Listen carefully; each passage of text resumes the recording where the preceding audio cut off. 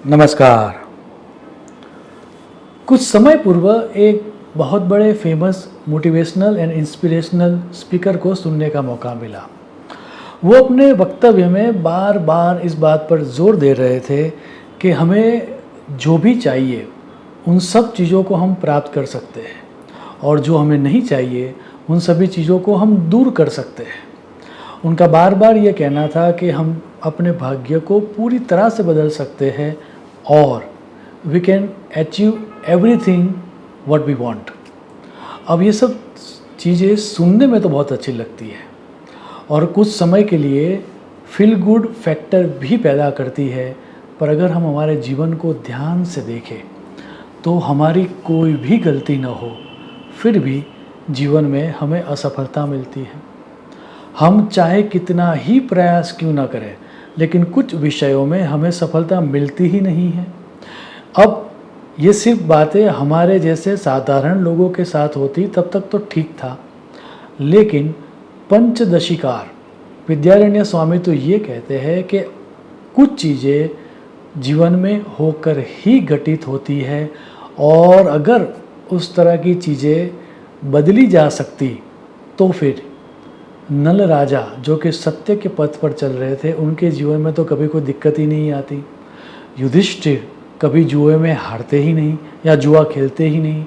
और ये बात तो यहाँ तक तो ठीक है, स्वयं विष्णु भगवान के अवतार राम भगवान के जीवन में तो डिफ़िकल्ट सिचुएशन आती ही नहीं। और यही समझाता हुआ एक श्लोक पंचदशी में आता है, अवश्यम भावी भावानाम प्रतीकारो भवेत यदि तथा दुखेर न लिप्येरन नल राम युधिष्ठिराः। स्ट्रॉन्ग डेस्टिनी या प्रबल भावी को बदला नहीं जा सकता। और यही बात समझाती एक प्रसिद्ध घटना वाल्मीकि रामायण में आती है।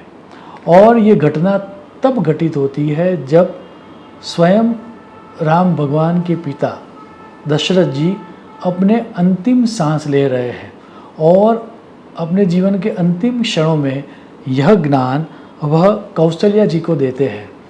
जैसा कि हम सबको पता है कि राम जी के वनवास के बाद दशरथ जी की तबीयत खराब होती है और वह कौशल्या जी को समझाते हुए ये कहते हैं कि जब मैं अयोध्या का युवराज था तब मैं शब्द को सुन के तीर चलाने की विद्या का अभ्यास कर रहा था। आहिस्ता आहिस्ता वह शब्द भेदी तीर चलाने में मैं एक्सपर्ट हो गया था।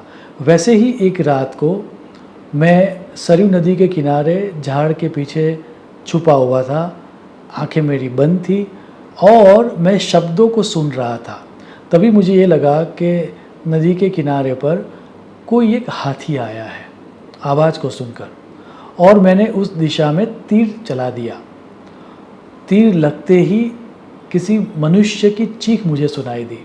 मैं जब दौड़ के वहाँ पहुँचा तब मैंने देखा कि वहाँ पर एक नवयुवक था। वो घायल हो चुका था, मृत्यु के नज़दीक पहुँच चुका था। उसने मरते मरते ये कहा कि मेरा नाम श्रवण है, मैं अपने अंधे माता पिता को तीर्थ यात्रा पर लेकर निकला हूँ। उनको बहुत प्यास लगी थी और इसीलिए मैं यहाँ पर पानी लेने आया था। अब शायद आगे की यात्रा में न करवा पाऊँ, आप मेरे माता पिता को पानी दे दो। मुझे तो पता ही है कि ये जो भी हुआ वह एक एक्सीडेंट था, अकस्मात था, तो मेरी तरफ से आपको मैं कोई श्राप भी नहीं दे रहा। आप पानी लेकर मेरे माता पिता के पास जाओ, उनको पहले तृप्त करो और उसके बाद यह पूरी घटना आप एक्सप्लेन करना। अब दशरथ जी वहाँ पर जाते हैं। आगे की घटना फेमस है, हम सबको पता है।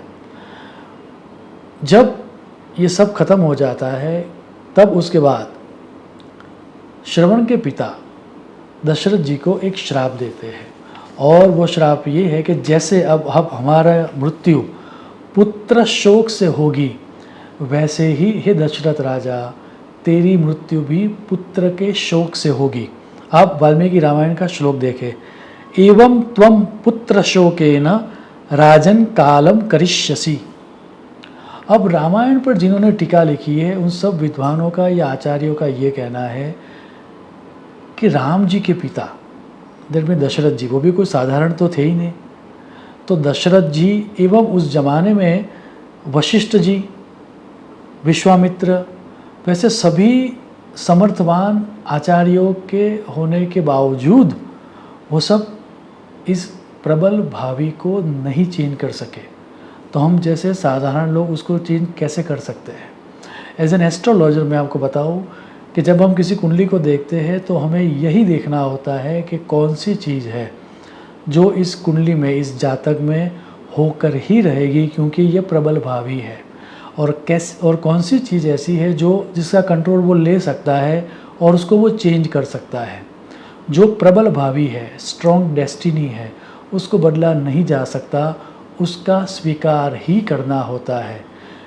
इसी अवस्था में जब भरत राजा थे, तब वह व्याकुल हृदय से जब राम जी को मिलने जाते हैं तब उनको ज्ञान दिया जाता है, और ज्ञान देते हुए जो कहा जाता है कि प्रबल भावी क्या होती है, वो जो चौपाई है, वह चौपाई कहकर मैं मेरी वाणी को विराम दूंगा।